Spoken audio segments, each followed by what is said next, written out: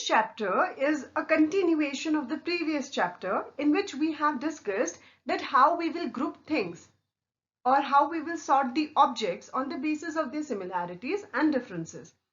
In this chapter today, we will learn to separate the components of mixture.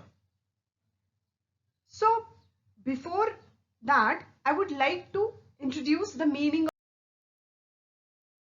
of. There are two kinds of substances present around us. These are either in the pure form or in the form of mixture. What are pure substance? Pure substance is any substance which is made from only one kind of particles.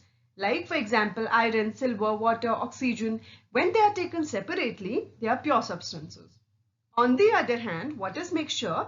Mixture means when we mix two or more substances and they are mixed in such a way that the component will retain its properties. Like air is a mixture of many gases. Which gases? Like there is oxygen, nitrogen, carbon dioxide and other gases as well. Similarly, sugar solution, it is a mixture of sugar in water. Brass, which is an alloy, it is also made by mixing copper and zinc together. Okay, so why that what mixture is, but the context of this chapter is separation of substances, or why is separation required? In the previous slide, we have discussed what a mixture is. It is made by mixing two or more components. Now, the mixture a mixture may consist of two things or more than two things. Like for example, in the mixture of sugar solution, what the two components are there. One is sugar, another is water. But in the case of air, it is a mixture of many gases. So their substances may be two or more than two in number. So these substances through which the mixture is prepared, these are known as the components of a mixture. And we need to separate these components for lots of reasons, like to remove the undesirable or the harmful components, like small pieces of stones and unwanted seed grains are removed from rice and pulses before cooking. Similarly, when tea is prepared, the tea leaves are separated from the liquid with a strainer. Why? Because it is now not required. Okay. And the another reason why we require separation is to remove the impurities as to obtain the pure form of a substance. Right? And where are these pure form of substances required? These are required in the field of medicines, research industries, and also in our daily use. Now, what are the methods of separation? So there are many methods of separations. Some components of mixture, they can be separated by simple methods. Like I'll tell you the example.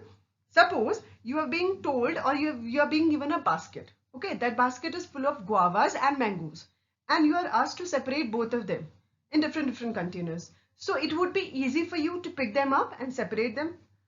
But on the other hand, if you are given a mixture in which salt and sand are mixed together and you are asked to separate it, so will you be able to separate it through hand picking or through simple methods? No. So on the basis of the properties of the components of the mixture, different methods of separation are employed. Okay, now to choose a suitable method for separation, what we have to do? We have to find out the property of the component to be separated, and it can be different from the other component. Start with one of the simplest method, that is hand picking.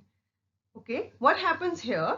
Here the mixture, it will contain the solids of different colors, shapes and sizes. So here I have specifically mentioned the name solids because it is not able to separate liquids from your hands. Okay, so the solid, they may be of different colors, shapes and sizes, and with the help of these you can separate them easily. Like in the example we have done repeatedly, we are discussing the example of removal of stones and other particles from your rice or the rice before cooking it. So that is done through hand picking. Okay, and here what happens? It is used only when one component have to be separated.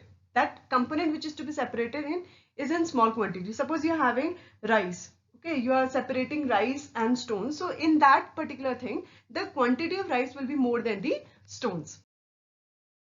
You can see a lady is removing stones from rice through hands, and that is why the name hand picking is being given. Next method is threshing. Now, what is threshing? Threshing is a kind of, you must have seen the bundles of wheat or paddy stalks lying in the field. Recently, the crop of wheat, it's being cut. Most of you are present in your villages right now, so you must have seen that the crops are being cut, okay, and then further processing is being done. So what happens when the bundles of wheat or paddy means rice, so when they are being cut, so they are being they are kept in the fields after harvesting the crop. And why they are being laid down in the field? So that the crops become dry. Okay, and after that, what happens? The farmer, what happens? Each stalk has many grain seeds attached to it. So what happens? In this process, the grains are separated from the stalk. And how they are separated? Suppose the farmer, he'll take a stone slab and he will beat those stalks of the plant to free the grain from the stalk. So this is the method of separating seeds from the stalk, and this is done through threshing. Nowadays, some machines are also there which are known as threshers, which are employed for doing the same purpose. You can see a farmer is there, so he has a bundle of stalks of crop in his hand, and he's just beating it with the help of stone, and then as a result, what happens? The grains are separated from the stalk or the crop portion. Okay. Next one is winnowing. The winnowing is the next process of threshing. After threshing, winnowing is done. What happens? That now the grains are separated from the stalk. Okay. But still it is having an impurity of husk. Okay. Husk, in Hindi we call it bhusa. Grain is separated, but again the grain is covered by some husk particle. जो grain के बाहर का छिलका होता है, that is called husk. So that also need to be separated.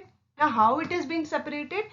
Here winnowing में which concept is used? That the grain, they are more dense or more heavier than the husk. So what happens? Here there is a difference in the weights of the two components, heavier and lighter components. These are separated by wind or by blowing air. Suppose here to separate wheat grains from husk, the farmers, what they do, they drop the mixture from height. They take that particular in a container, and then they drop those seeds from a height. Then what happens? The lighter husk, and it is carried by wind to a particular direction, and then there is a heap is formed over there, and the wheat grains being heavier, they won't go far. Okay, so they fall almost vertically and they form a separate heap. So now we have two heaps, one of husk and another of grains. You can see a lady, she is carrying out the process of winnowing. Okay, she has taken the material at a height, and then she is starting in the direction of wind. What is happening? The lighter particles are moving a distance away. Okay, they are forming a heap over there, and the grain particles are forming a heap near. Next method is sieving. Now sieving, the simplest example of sieving is separating of tea leaves, or the separation of tea leaves from the liquid part. Okay. And also in flour mill, the impurities like husk and stones are removed from wheat before grinding it. Some impurities are still left, and that is done through. The choice of the sieve depends upon the size of the particles to be separated. Okay, now what kind of sieves should be used? It should be taken in mind, or it should be understood here, that the size of the pores of the sieve should be larger than the smaller component and smaller than the larger component. Now, what is the meaning of this particular sentence? I'll try to explain. Like suppose you have to separate the tea leaves, okay, from the liquid. Once the tea is prepared, what happens? The pores, or the छन्नी जो घर में होती है चाय छानने वाली, so what happens? वो जो pores हैं, उनके size इतने जो liquid है उसको pass कर देगा, allow करेगा, लेकिन it won't allow the larger components to pass through it. The examples of sieving, the separation of sand from stones is being done through this is also a kind of sieve, and the sieves which are used at home to separate the dust or the stone particles from the floor. Children, this is all for today. We'll continue the rest of the part in the next slide. That's all for today. Thank you so much.